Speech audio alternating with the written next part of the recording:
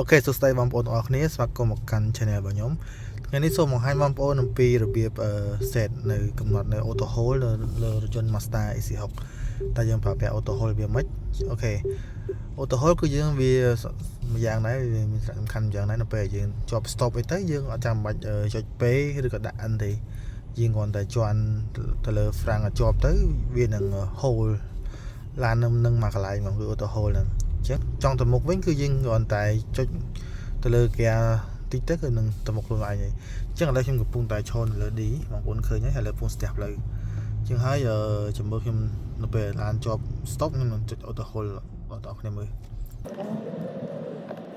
អូខេឥឡូវយើងជាប់ stop ហើយចាំបងប្អូនឃើញនៅ D ឡើយទេនេះគឺ auto hold របស់ខ្ញុំយើងចន់ប្រាំងឲ្យជាប់ទៅវានឹងលោតពាក្យចេញពណ៌ខៀវហើយចឹងយើងអាចប្រឡែងជើងបានហើយបងប្អូនឃើញខ្ញុំប្រឡែងជើងឲ្យមើលនេះខ្ញុំប្រឡែងជើងហើយជើងឡានយើងគឺនៅស្កឹងមកកន្លែងហើយកំពុងតែឈរលើ D អូខេចឹងយើងមុនយើងចង់បើកវាគឺយើងត្រូវចុចមកកន្លែងរូបឡាននេះយើងចុចមកយើងយកពាក្យថា driving យើងអូសមកក្រោមតិចមកមានពាក្យថាខាង standby គឺពាក្យថា automatic parking ឬ auto hold បើយើងបិទវាគឺ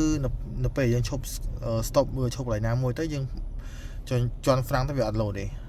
ចឹងដល់ពេលយើងអត់ធៀបវាហើយវាមានរូបសញ្ញាលើនេះមួយបកខ្មៅហើយឡានទៅមុខហើយខ្ញុំចុច gear នេះទៅវានឹងទៅមុខហើយអូខេចឹងកន្លែងនេះគឺវាលោតពណ៌ធម្មតាវិញបងប្អូនឃើញនេះធម្មតាវិញអូខេនេះធម្មតាវិញឥឡូវខ្ញុំចុចប្រាំងឲ្យជាប់អូខេចុចប្រាំងជាប់វានឹងលោតពណ៌បៃតងគឺវា auto hold គឺយើងអាចធ្វើការដកជើងចេញពី frank បានហើយលេខខ្ពស់នៅ D ហើយនឹងជាប់ stop ធម្មតាអូខេអរគុណច្រើនបងប្អូនអរគុណសម្រាប់ការតាមដានជួបគ្នានៅវីដេអូបន្តទៀត